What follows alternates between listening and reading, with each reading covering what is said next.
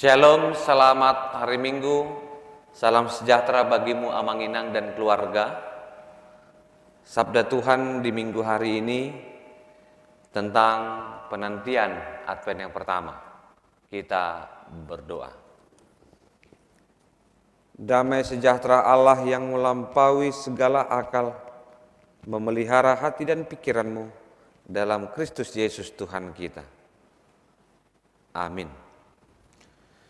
Saudaraku yang terkasih, firman Tuhan untuk kita tertulis di kitab Mazmur pasal 24 ayat 7 sampai 10.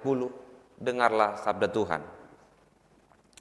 Angkatlah kepalamu hai pintu-pintu gerbang, dan terangkatlah kamu hai pintu-pintu yang berabad-abad, supaya masuk Raja Kemuliaan.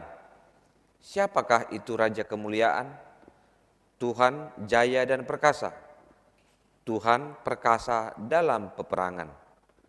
Angkatlah kepalamu, hai pintu-pintu gerbang, dan terangkatlah kamu, hai pintu-pintu yang berabad-abad, supaya masuk Raja Kemuliaan. Siapakah dia itu Raja Kemuliaan? Tuhan semesta alam, dialah Raja Kemuliaan. Demikian sabda Tuhan.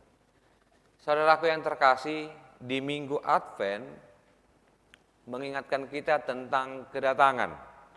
Adventus yang artinya kedatangan. Kedatangan tentang siapa yang kita nantikan. Penantian Kristus menjadi sebuah harapan besar yang akan selalu ada, namun juga di persimpangan sudah dan akan. Yesus Kristus sudah datang, namun kita tetap menantikan kedatangannya dalam pengertian bahwa kita akan mendapatkan pengharapan itu. Sebuah pengalaman yang tidak mengenakan dalam hidup adalah ketidakpastian. Dan setiap orang yang merasakan ketidakpastian merasakan kejenuhan, ketidaknyamanan, dan menjadi sesuatu yang tidak baik. Tidak heran kalau ada orang yang mengatakan masa di mana penantian dan yang sudah menjadi sebuah pergumulan. Contoh dalam psikologi remaja, dia dikatakan di luar dari anak-anak, namun juga belum sampai pada tahap pemuda.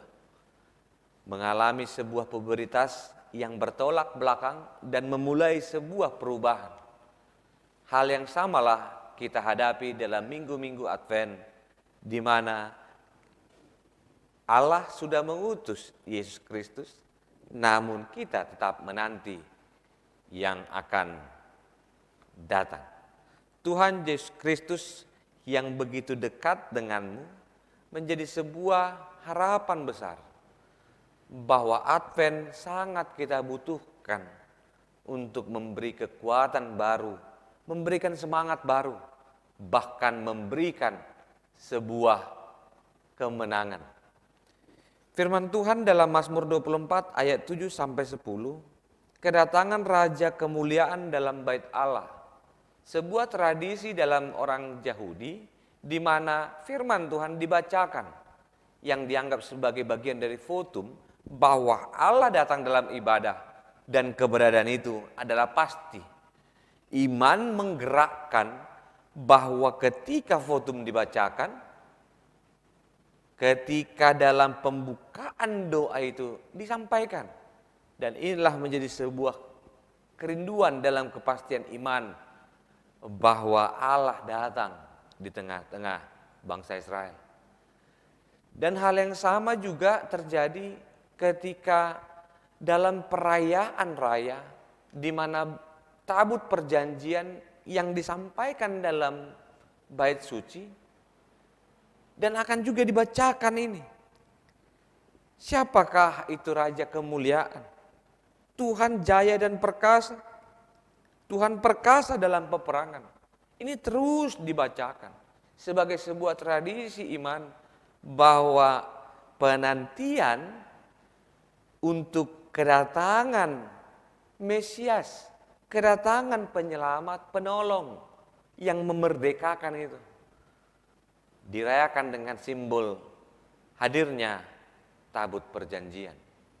Saudaraku yang terkasih dimanapun engkau berada, setiap orang yang dipercayakan untuk menjaga, merawat sesuatu simbol yang berharga, pastilah memiliki sebuah semangat. Ketika dipercayakan kepada kita untuk menata, untuk menyimpan dan merawat simbol itu, kita lakukan sampai saat ini. Salah satunya adalah bagian dari kehidupan bermasyarakat orang Batak. Ketika adat itu disampaikan, tanpa tertulis pun, tanpa perlu stempel, ketika adat itu disampaikan sebagai warisan yang begitu berharga, dia akan menjaganya. Dan penjagaan itu bukan hanya dengan cara yang biasa, namun dengan cara yang luar biasa. Ada yang merawatnya sampai turun-temurun. Ada juga yang menawarkan, bahkan mewariskan ajaran-ajaran yang sebenarnya tidak sesuai dengan ajaran Kristiani. Ajaran-ajaran di mana kita mempertahankan penyembahan-penyembahan dewa-dewi. Dan kita pun melakukan pemeliharaan adat itu menjadi sempurna dalam pernikahan-pernikahan, bahkan dalam tradisi-tradisi. Mulai dari tradisi pernikahan, tradisi kematian, tradisi budaya lainnya, dalam acara-acara yang sudah ditetapkan. Bagaimana kita mempertahankan iman, bagaimana kita mewariskan iman, di mana kedatangan Kristus adalah sebuah kepastian. Kedatangan Kristus menggerakkan setiap orang, mulai dari tingkat anak-anak sampai tingkat lansia, bahwa iman itu adalah pasti. Iman itu adalah sesuatu yang kita harus simpan, ajarkan, wartakan, hingga akhirnya kehidupan bergereja ketika menyanyikan, siapakah Raja Kemuliaan? Ada sebuah kebanggaan, di mana iman yang sudah kita simpan, kita pelihara, kita imani itu, terus berkembang menjadi sebuah kekuatan iman, dan kita melahirkan makna-makna baru, bahwa perjalanan hidup juga harus diwartakan dan dimaknai dalam kehidupan beribadah. Saudaraku yang terkasih, Advent bukanlah hal yang baru dalam hidup kita. Bahkan menjadi sebuah tradisi, dan tradisi yang hanya ditradisikan tanpa makna. Advent tahun ini mengajarkan kita begitu dekat untuk pemaknaan bahwa Allah yang akan datang ke dalam kehidupan setiap orang dalam perayaan Advent itu, dalam sebuah kemenangan yang akan bersagi dengan 4 kebaktian, meyakinkan, meneguhkan, tidak ada Allah lain yang patut disembah, tidak ada ilah-ilah lain yang harus disembah. Dan pemujian kita di gereja pun adalah milik dan menjadi kewajiban setiap orang untuk memuji namanya. Tidak ada hak orang lain dan tidak ada satu orang pun yang boleh mengambil hak Allah untuk dipuji, dimuliakan, bahkan dimasyurkan.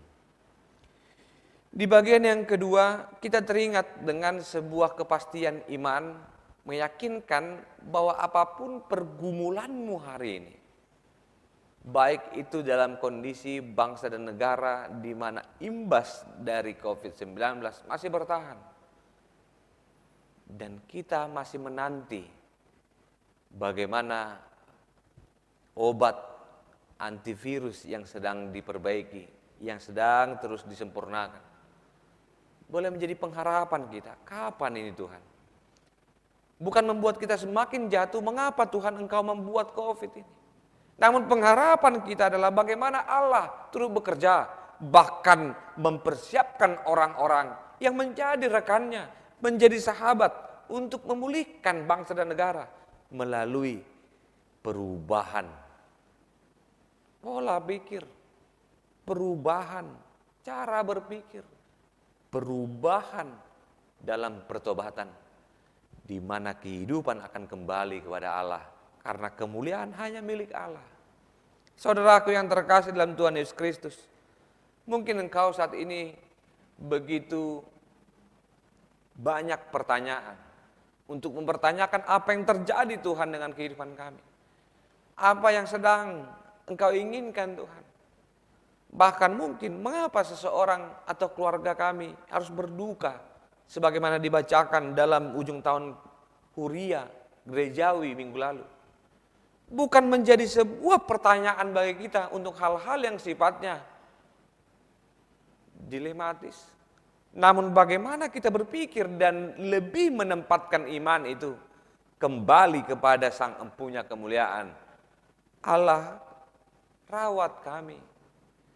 Disitulah setumpuk apapun, sebanyak apapun beban hidupmu, baik dalam kehidupan di mana sakitmu belum sembuh, ketika usahamu diporak-porandakan dengan kondisi ini, bahkan kehidupan ekonomimu pun berantakan, kehidupan keluargamu menemukan sebuah kejenuhan karena terlalu banyak di rumah, bekerja di rumah, sekolah di rumah.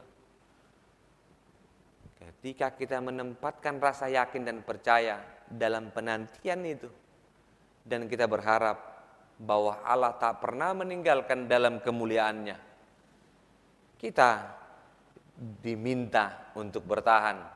Niscaya Allah akan mengambil dan memulai mengurangi beban hidupmu. Karena Allah yang kita yakini adalah Allah yang menepati janjinya, bahwa Allah akan datang dalam sebuah pertemuan kesempurnaan Allah dan kemuliaannya, yang kita sebut dengan kedatangan Allah yang kedua kalinya atau second coming. Bagaimana orang yang menerima dan bertemu dengan kemuliaan Allah? Hanya dengan pola yang sama, bahwa kemuliaan Allah akan ditemukan ketika orang pun dalam kekudusannya. Kekudusan manusia hanya didapati ketika kita mau merendahkan diri dan menemukan bahwa kita adalah orang-orang yang terbatas, ciptaan Tuhan yang terbatas. Bukan menjadi sebuah pemikiran yang sangat naif bahwa kita ingin sempurna. Kesempurnaan, kekudusan tidak dapat diraih kecuali kita datang kepada Allah, dan Allah pun memulihkan pergumulan hidup kita. Hari ini, esok, dan seterusnya akan bergilir untuk mendapati kebaikan Allah. Dan setiap orang mungkin akan jauh, namun dia kembali mendapatkan kebaikan Allah. Hanya dengan catatan, maukah kita datang kepada Allah atau tidak? Ada sebuah tradisi yang dituliskan oleh seorang penulis dalam buku catatan khotbah. Pada suatu hari dalam kehidupan Perang Dunia Pertama, orang banyak yang meninggal pasca peperangan. Ada yang karena mati kena tembak dan tembakan bagian badannya. Ada juga memang yang mungkin tulangnya atau bagian tubuhnya ada yang terputus. Dan banyak. Dan mereka mati karena tidak bertahan untuk hidup dari sakit yang mereka derita. Perang Dunia Kedua, di mana terjadi sebuah kekacauan dunia, namun peperangan tersebut boleh meminimalisir sebuah kematian. Ketika antibiotik ditemukan dan ditawarkan kepada prajurit yang terkena tembakan.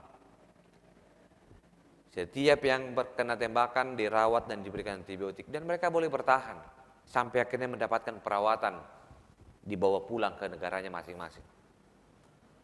Peristiwa yang sama juga boleh kita maknai. Mendapati Allah adalah sebuah langkah tepat untuk dapat dipulihkan. Dan masa Advent adalah masa Allah memulihkan. Allah yang mengurai dan menyelesaikan masalah dikit demi sedikit dan mengangkat semuanya itu. Dan hanya orang-orang yang mengangkat kepalanya lah yang mampu tegar. Namun dalam hatinya dia katakan, aku milik Allah dan Allah adalah kemuliaan. Saudaraku yang terkasih, bagian terakhir dikatakan, siapakah dia Raja Kemuliaan? Setelah Allah yang harus dipuja dan tidak punya hak lagi dari setiap orang untuk mengambil hak Allah dalam ibadah. Dan yang kedua, kita diminta untuk datang kepada Allah, untuk dipulihkan. Yang ketiga, kita harus mewartakan kebaikannya. Biarlah di masa Advent ini, Advent yang pertama, keteguhan imanmu adalah bentuk dari pewartaan bahwa engkau teguh dan Allah begitu mengasihimu. Allah yang teguh adalah Allah yang begitu dekat dengan kita. Allah yang sudah datang, namun akan datang. Adalah sebuah pemahaman di mana ada sisi Advent yang berbeda. Kristus yang telah menyelamatkan kita setelah kedatangannya ke dunia dan disalibkan, menebus dosa kita. Namun kita juga menanti. Penantian kita bukan penantian yang biasa, namun penantian yang sudah terlihat dan perlu dimenangkan. Apa yang membuat orang gagal untuk mempertahankan Advent itu? Gagal dalam penantian itu. Ketidaksabaran menjadi sebuah pergumulan besar. Gereja yang tak bersabar untuk menanti sebuah perubahan besar. Gereja yang tidak sabar untuk menanti sebuah keseimbangan dalam kehidupan, dalam setiap program-program pelayanannya. Gereja yang tidak mau serta dalam keterlibatan karena ketidaksabaran itu. Dan menanti gereja yang harus lebih baik, namun ketidakmampuan untuk bersabar adalah gereja yang bimbang dan ragu akan kedatangan Kristus. Tanggal 29 setelah kebaktian siang, kita kebaktian seperti biasa. Setelah itu kita akan mengadakan rapat huria. Rapat huria akan membicarakan tentang setiap program gereja dan kita harus bersabar untuk menanti sebuah laporan. Pimpinan jemaat akan melaporkan laporan pelayanan tahun ini sembari mencanangkan sebuah program taktis strategis untuk kita akan adakan tahun 2021. Sebuah program perencanaan untuk menata kembali bagaimana Allah dimuliakan melalui setiap program dan penataan yang boleh kita lakukan bersama-sama. Dan sebuah perencanaan besar bahwa kita akan menatap gereja yang dibangun. Bukan hanya gereja secara fisik, namun gereja juga secara iman. Gereja yang dibangun adalah gereja untuk kemuliaan Tuhan. Dan kita konkretkan dengan duduk bersama. Dan ini menjadi undangan bagimu Amang Inang dan keluarga. Mari hadiri rapat huria. Dan kita juga mengundang tokoh-tokoh yang boleh memberikan informasi bahwa pembangunan gereja sudah kita canangkan. Kita mendatangkan FKUB Kabupaten Bekasi untuk sharing-sharing pelayanan, bahkan sharing bagaimana pembangunan itu boleh kita lakukan, namun untuk kemuliaan nama Tuhan. Selamat Advent, selamat menanti. Tuhan Yesus Kristus begitu memberkatimu. Amin, kita berdoa. Tuhan Yesus Kristus, kami boleh dimenangkan karena kami mempunyai Allah yang mulia. Kami boleh dimenangkan untuk menghadapi pergumulan kami. Kami boleh dikuatkan selama pergumulan itu. Dan semuanya untuk kemuliaan nama Tuhan. Jika COVID-19 masih menjadi bagian dari pergumulan besar bangsa dan negara kami. Dan begitu berimbas bagi kehidupan bergereja HKBP Bumi Anggrek ini. Namun kami dan kami boleh menang karena kami dimenangkan, dikuatkan sebagai gereja yang bergumul di dalam dan untuk Tuhan. Terpujilah Kristus hari ini, esok sampai selama-lamanya. Amin.